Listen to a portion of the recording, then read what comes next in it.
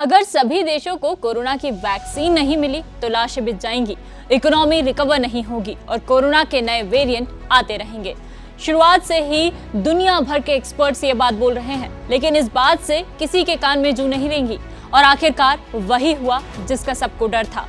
Corona के नए variant Omicron ने मात्र 36 दिनों में दुनिया के लगभग सभी देशों में अपने पैर पसार लिए हैं। लेकिन क्या समय रहते इसे टाला जा सकता था? आज मंडे मेगा स्टोरी में बात अमीर देशों की वादा खिलाफी और वैक्सीन कंपनियों के लालच की।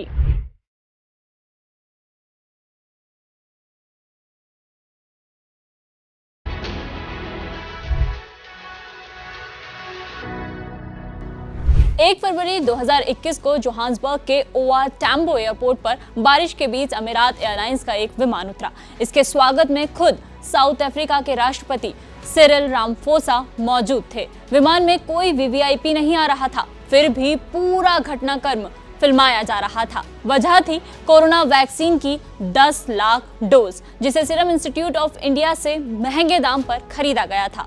साउथ अफ्रीका का ये किस्सा बताता है कि देश जल्द से जल्द अपने नागरिकों को वैक्सीनेट करना चाहते हैं, लेकिन ये वैक्सीन की एक ब्लाइंड रेस है। इस रेस में अमीर देशों ने जरूरत से कई गुना ज्यादा वैक्सीन हड़प ली, वहीं गरीब देशों की झोली में वैक्सीन की महज 1-2 डोज आई। अमेरिका, ब्रिटेन, इजराइल, फ्रांस और यूरोप जैसे देश अपनी आधी से ज्यादा आबादी को वैक्सीनेट कर आगे निकल गए। वहीं अफ्रीका के 30 से ज्यादा देश 10% आबादी के वैक्सीनेशन के साथ स्टार्टिंग लाइन पर ही रह गए।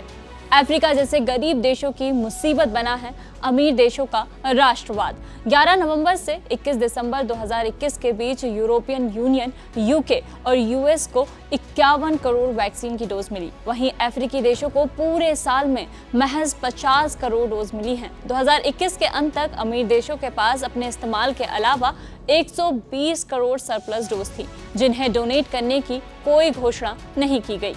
अमीर देशों का वैक्सीनेशन राष्ट्रवाद कैसे गरीब देशों की मुसीबत बन गया है, इसका नमूना देखने के लिए बूस्टर डोज वाले अमीर देशों और पहला डोज लगवाने वाले गरीब देशों का अंतर देखिए। Israel 45%, Tanzania 1.5%, UAE 30%, Sudan 2.7%, Britain 27%, Cameroon 2.9%, America 12%, Mali 3%, France 10%, Nigeria 3.1%।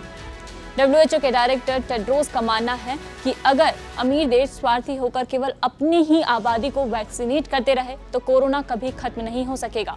Vaccine के इक्वल डिस्ट्रीब्यूशन के लिए WHO और गावी ने मिलकर कोवैक्स नाम से ग्लोबल वैक्सीन शेयरिंग सिस्टम बनाया। अमीर देशों ने सीधे और इसके जरिए गरीब देशों को 274 करोड़ डोज वैक्सीन डोनेट करने का संकल्प भी लिया। इसमें से 70% अमेरिका और चीन के हिस्से में है। लेकिन वादे किए जाएं और उन वादों को पूरा भी किया जाए, ऐसा ये अमीर देश नहीं मानते। वादा 274 करोड़ वैक्सीन डोज का था, लेकिन पहुंचे सिर्फ 57 करोड़ ही, यानी सिर्फ 21%।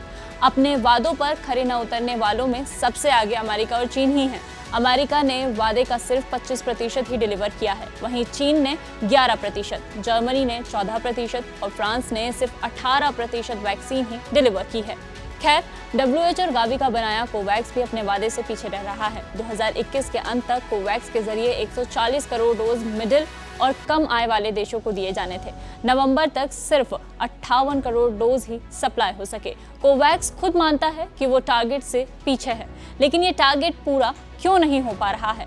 WHO और ग्लोबल हेल्थ एक्सपर्ट इसके पीछे 3 बड़ी वजह बताते हैं। दूसरी लहर के दौरान जिन देशों में केसेस बढ़े, उन्होंने अपना पूरा फोकस पहले अपनी आबादी को वैक्सीनेट करने पर किया। इसके लिए वो वैक्सीन का स्टॉक करने लगे। अमीर देशों ने वैक्सीन डोनेट करने की बजाय लोगों को बूस्टर डोज देना शुरू कर दिया। WHO के मुताबिक दुनिया भर में हर दिन पहले डोज से 6 गुना ज्यादा बूस्टर डोज दिए जा रहे हैं। वैक्सीन डोनेशन के रास्ते में कानूनी और ट्रांसपोर्टेशन की चुनौतियां भी हैं। इस वजह से करोड़ों डोज कोवैक्स को देने के बावजूद अभी गरीब देशों तक पहुंच ही नहीं पाए हैं। लेकिन आप ये जानकर हैरान रह जाएंगे कि 2021 के आखिर तक G7 देशों में कम से कम 10 करोड़ डोज बिना इस्तेमाल के एक्सपायर हो गए। जून 2022 तक ये संख्या 80 करोड़ तक पहुंच सकती है। वैक्सीन कंपनियों ने अपने वर्चस्व का इस्तेमाल कर अमीर देशों की सरकारों से मुनाफे वाले कॉन्ट्रैक्ट किए, वहीं गरीब देशों की वैक्सीन की मांग को ठंडे बस्ते में डाल दिया। फाइजर ने अपनी वैक्सीन सप्लाई का सिर्फ 1%, मॉडर्ना ने 3%, जॉनसन एंड जॉनसन ने 25% कोवैक्स को दिया है। वैक्सीन की 3 बड़ी कंपनियां फाइजर, मॉडर्ना और बायोएनटेक ने 2021 में हर सेकंड करीब 75,000 रुपए का मुनाफा किया है। फाइजर को वैक्सीन का एक डोज तैयार करने में करीब 75 रुपए खर्च आता है, जिसका एक डोज कंपनी यूके जैसे देश को 30 गुना कीमत पर बेचती है। मॉडर्ना भी अपनी लागत से 15 गुना ज्यादा कीमत वसूलती है। वैक्सीन की ऊंची कीमत के सवाल पर कंपनियों के पास जवाब तैयार रहते हैं। उनका कहना है कि कीमत बिल्कुल लॉजिकल है और WHO कह देता है कि कीमतों में पारदर्शिता की कमी है। WHO के मुताबिक जब तक सभी लोग वैक्सीनेट नहीं हो जाते तब तक कोई भी सेफ नहीं है। दुनिया में कहीं भी अगर अनवैक्सीनेटेड लोग रहेंगे तो वो वैक्सीनेटेड लोगों के लिए खतरा बनेंगे। जब तक सभी को बराबरी से वैक्सीन नहीं मिलेगी तब तक वायरस के नए वेरिएंट आते रहेंगे।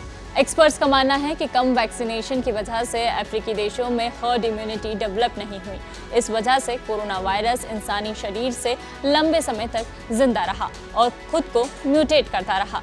परेशानी जान ली, लूपहोल्स जान लिए, तो अब सोल्यूशन भी जान लीजिए जो WHO ने बताया है। जिन देशों ने वैक्सीन स्टॉक कर रखी है उन्हें इसे कोवैक्स और अफ्रीकन वैक्सीन एक्विजिशन ट्रस्ट को देना चाहिए।